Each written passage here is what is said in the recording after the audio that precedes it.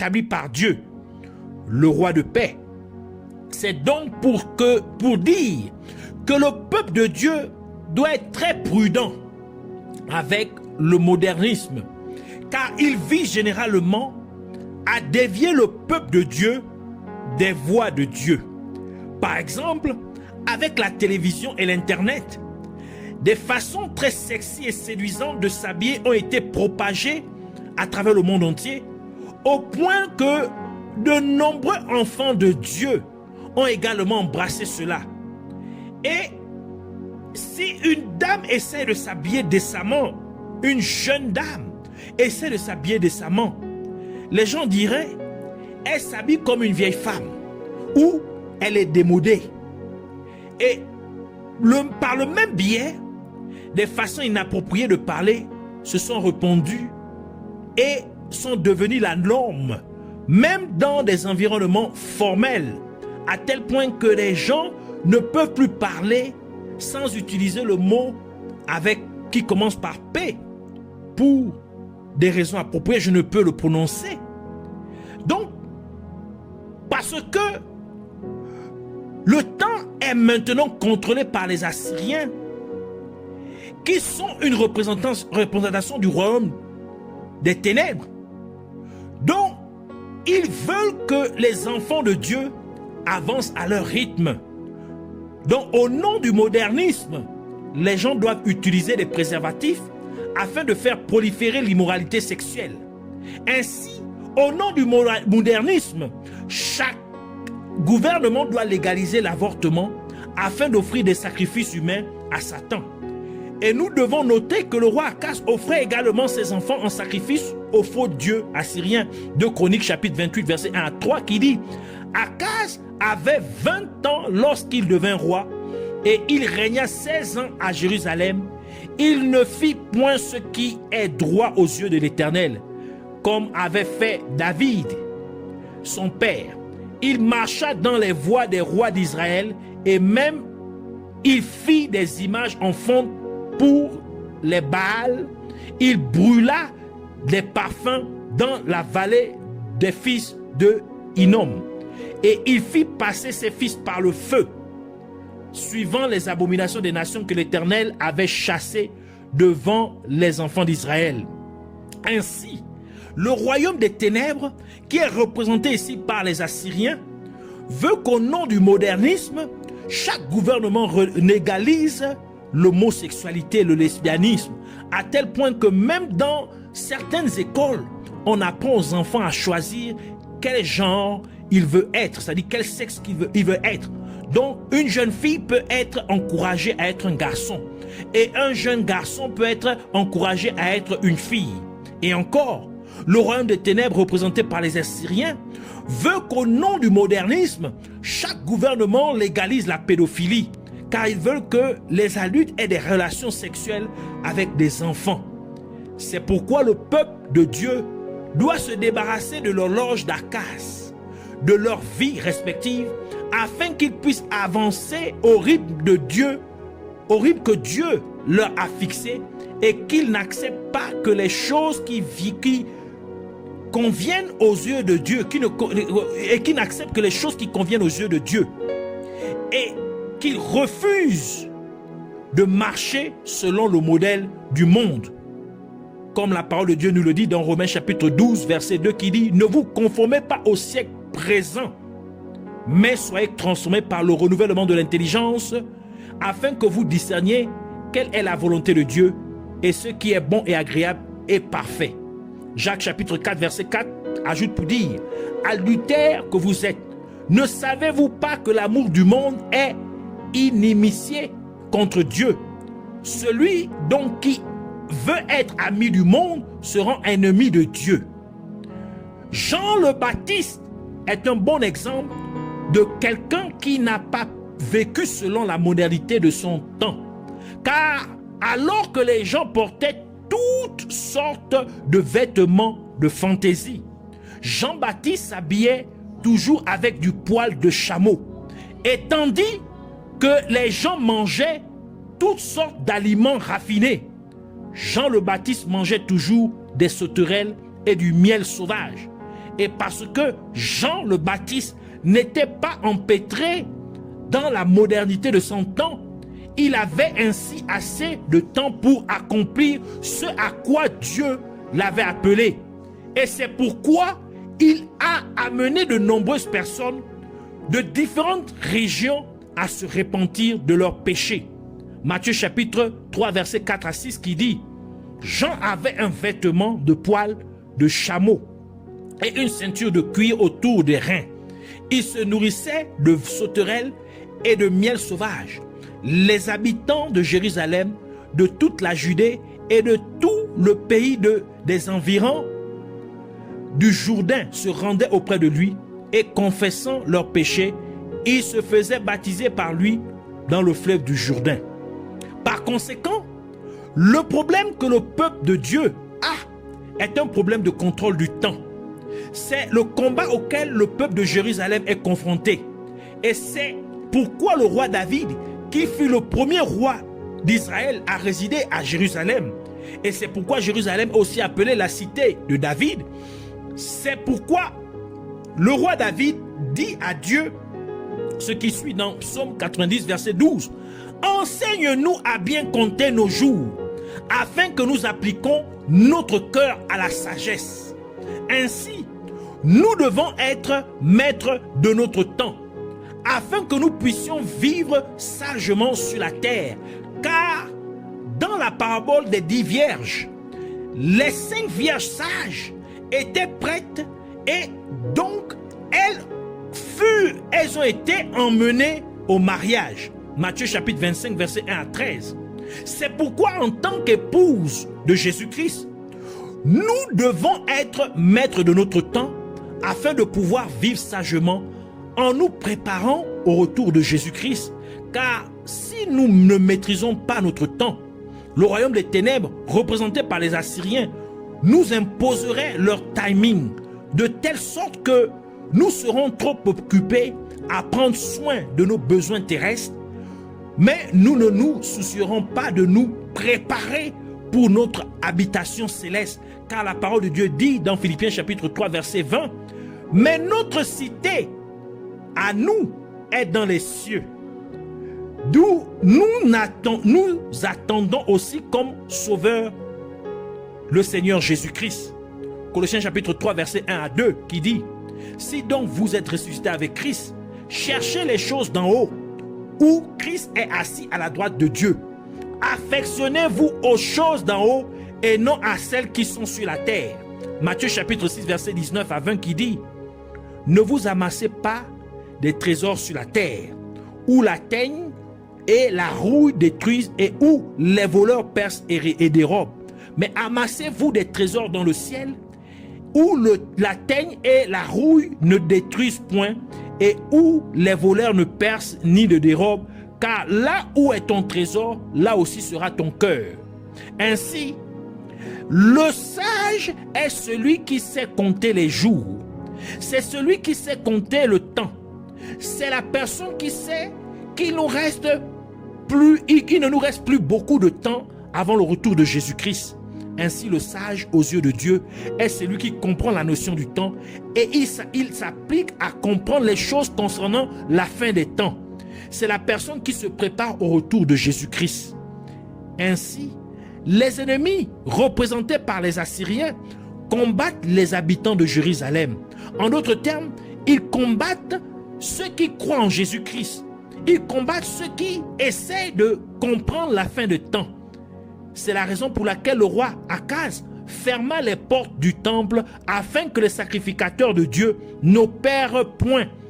Autrement dit, ils ne veulent pas que les chrétiens servent Dieu, car Jésus-Christ a fait de nous des sacrificateurs pour Dieu le Père, tel que la parole de Dieu nous le dit dans Apocalypse chapitre 1 verset 6 qui dit: « Et qui a fait de nous un royaume des sacrificateurs pour Dieu son Père, à lui soit la gloire et la puissance au siècle des siècles. Amen. » Ainsi, le royaume des ténèbres, représenté par les Assyriens, vous combat en tant que croyant en Jésus-Christ, en tant que chrétien, en contrôlant votre temps, afin que vous n'ayez plus le temps de servir Dieu. Par conséquent, au nom de la modernité, les téléphones portables, les ordinateurs, la télévision, l'internet, ainsi de suite, ont été créés pour contrôler votre temps. Et par cela, les gens passent la plupart de leur temps sur leur téléphone portable à jouer des jeux ou à interagir sur les réseaux sociaux. Et les gens sont devenus tellement dépendants qu'ils passent plus de temps à interagir avec leur téléphone portable qu'à interagir avec leurs semblables. Et maintenant, les chrétiens passent moins de temps à prier à Dieu. Ils passent moins de temps à méditer la parole de Dieu. Ils passent moins de temps à parler aux autres de Jésus-Christ.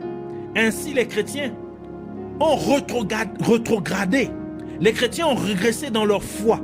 Ils ont régressé dans leur amour pour Dieu. Ils ont régressé dans leur zèle à servir Dieu. Ils ont régressé dans leur amour pour les choses de Dieu.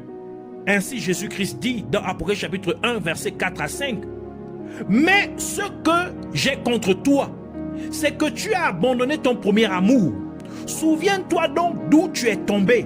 Répands-toi et pratique tes premières œuvres. Sinon, je viendrai à toi et j'ôterai ton chandelier de sa place, à moins que tu ne te répandes. » C'est la raison pour laquelle Dieu donna un signe de rétablissement au roi Ézéchias. Ainsi, le cadran solaire, c'est-à-dire l'horloge d'Akaz, recula de 10 degrés. C'était pour prophétiser que nous devons remonter à l'époque où toutes ces inventions modernes n'existaient pas. Nous devons revenir à la période où nous avions assez de temps pour prier. La période où nous avions assez de temps pour jeûner. La période où nous avions assez de temps pour méditer la parole de Dieu. Ainsi, Dieu ramena l'horloge de 10 degrés en arrière. Car Dieu a utilisé le nombre 10 pour nous dire que nous devons nous souvenir de ces 10 commandements. Car le jugement de Dieu viendra bientôt sur tous les êtres humains. Car à la 10e génération des êtres humains sur terre, Dieu jugea tous les êtres humains et Dieu utilisa le grand déluge pour éliminer tous les méchants de la surface de la terre et seulement 8 personnes furent sauvées. Et en effet, cela s'est passé au temps de Noé, car Noé était la 10e génération d'êtres humains depuis Adam, le tout premier être humain. Luc chapitre 3 verset 36 à 38 qui dit, il dit, fils Caïnan, fils d'Ax, Phaxad, fils de Sem, fils de Noé. Allons, comptons 1. Noé, fils de Lamech, 2. Fils de Mathusala, 3. Fils d'Enoch, 4. Fils de Jared, 5. Fils de Malaléel, 6. Fils de Caïnan, 7. Fils d'Enos, 8. Fils de Seth, 9. Fils d'Adam, 10. Fils de Dieu. Donc, d'Adam à Noé, il y a exactement 10 générations.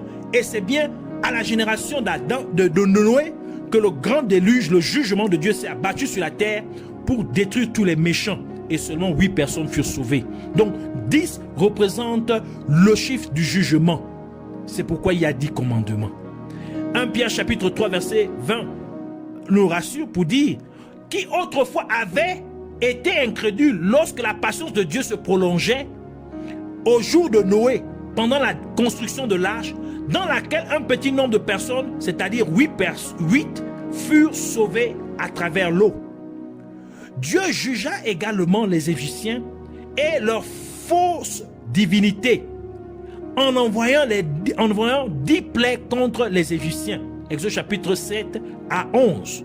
Et encore, Dieu a utilisé le nombre 10 pour nous dire que nous devons nous souvenir de la parabole des 10 vierges. Seulement la moitié d'entre elles étaient prêtes à être enlevées, à être emmenées par l'époux. Matthieu chapitre 25 verset 1 à 13. Par conséquent, Dieu utilise le nombre 10 parce qu'il pointe vers la fin des temps. Et cela est également représenté dans le fait que Le nombre 10 symbolise la fin d'un cycle, car lorsque nous atteignons 10, nous recommençons sur le deuxième chiffre, c'est-à-dire 11. Donc au deuxième chiffre, nous avons 1, 12 au deuxième chiffre, nous avons 2, 13 au deuxième chiffre, nous avons 3, 14, 15 et ainsi de suite. Donc ça recommence encore. Chaque fois que nous atteignons 10, nous recommençons à 0 au niveau du deuxième chiffre. Ainsi, en faisant reculer l'horloge d'Akaz de 10 degrés, Dieu nous interpelle à prendre conscience que la fin est proche. Le retour de Jésus-Christ approche à grands pas. Nous devons donc être prêts pour son retour. Nous ne devons plus marcher selon le modernisme de ce monde. C'est pourquoi nous voulons prier pour dire: je te remercie, Abba Père, Dieu Tout-Puissant, Roi de Salem, Roi de paix. Merci pour la compréhension que tu m'as transmise à travers cet enseignement. Puisses-tu recevoir toute la gloire et la louange au nom de Jésus-Christ. Et je te prie, Père Céleste, de m'aider à prendre le contrôle total de mon temps, car tu as dit qu'il y a un temps pour toutes choses sous les cieux. Donc, je dois avoir suffisamment de temps pour faire tout ce que tu m'as appelé à faire sur la surface de la terre. Ainsi, au nom de Jésus-Christ, je refuse de vivre selon la modernité de ce monde, car je ne suis pas de ce monde. Car comme toi, Seigneur Jésus-Christ, tu n'es pas de ce monde. Donc parce que je suis de ton royaume céleste, je vis donc selon le rythme de ton royaume. C'est pourquoi je garde les portes de ton temple ouvertes dans ma vie, afin que j'aie suffisamment de temps pour te servir, Père Céleste. Ainsi, j'ai assez de temps pour prier. J'ai assez de temps pour méditer ta parole. J'ai assez de temps pour jeûner. J'ai assez de temps pour prêcher et enseigner ta parole aux gens. J'ai assez de temps pour te louer et t'adorer au nom de Jésus-Christ. Je prends donc autorité au nom de Jésus-Christ et je me libère de toute dépendance à tout ce qui essaie de prendre mon temps de servir Dieu. Par conséquent, je me libère de tout réseau social au nom de Jésus-Christ. Je me libère de toute dépendance à la télévision et à l'Internet au nom de Jésus-Christ. Je me libère de toute dépendance aux jeux vidéo ou à tout autre jeu au nom de Jésus-Christ. Je me libère de toute façon mondaine de m'habiller et de tout style de vie mondain au nom de Jésus-Christ. Je me libère de l'amour de l'argent et de toute convoitise de ce monde au nom de Jésus-Christ. Tu as dit, Père Céleste, que le joug sera brisé à cause de l'onction. Je prie donc, Père Céleste, que par l'onction de ton Saint-Esprit, que tu brises tout joug du royaume des ténèbres de ma vie. Tout joug qui essaie de contrôler et de manipuler mon temps, qui soit brisé au nom de Jésus-Christ. Et parce que tu as dit que celui que le Fils a affranchi est vraiment libre, je déclare donc que je suis vraiment libre parce que Jésus-Christ, le Fils de Dieu, m'a affranchi. Et je prie, Père Céleste, qu'en gardant les portes de mon temple, de ton temple, ouvertes dans ma vie, en accomplissant mon devoir de sacrificateur du Dieu très haut, en te servant chaque jour, puisses-tu ainsi entrer dans ton temple et que ton salut se manifeste dans ma vie au nom de Jésus-Christ. Que ta délivrance se manifeste dans ma vie au nom de Jésus-Christ. Que ta guérison se manifeste dans ma vie au nom de Jésus-Christ. Et comme je prends le contrôle de mon temps, je te prie, Roi de gloire, Dieu Tout-Puissant, de m'aider à compter mes jours pour que j'applique mon cœur à la sagesse en me préparant pour ton retour, Seigneur Jésus-Christ, afin que je sois enlevé. Je te prie, je te remercie, Abba Père, Roi de Salem, Roi de justice, Roi de paix. Que ton nom soit à jamais exalté. Merci de m'avoir exaucé au nom de Jésus-Christ. Amen.